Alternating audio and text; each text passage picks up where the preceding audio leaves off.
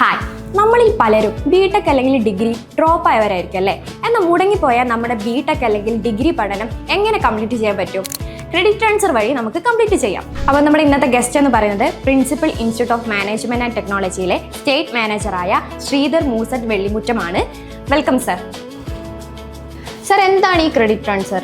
ഒന്ന് എക്സ്പ്ലെയിൻ ചെയ്യാമോ? Credit transfer എന്താണെന്ന് പറയുന്നതിന് മുമ്പായിട്ട് ക്രെഡിറ്റ്സ് എന്താണെന്ന് പറയേണ്ടതുണ്ട്. ക്രെഡിറ്റ്സ് എന്ന് പറഞ്ഞാൽ ഒരു പോയിന്റ് ബേസ് സിസ്റ്റമാണ്. അതായത് സ്റ്റുഡൻസ്, ടീച്ചേഴ്സ് ഓരോ സബ്ജക്റ്റ് കംപ്ലീറ്റ് ചെയ്യാൻ വേണ്ടിയിട്ട് എടുക്കുന്ന ടൈം, എഫേർട്സ്, അതിൻ്റെ ട്യൂട്ടോറിയൽ അവേഴ്സ് എല്ലാം നോക്കിയാണ് ഓരോ സബ്ജക്റ്റും അതിൻ്റെ ക്രെഡിറ്റ്സ് അസൈൻ ചെയ്യുന്നത്.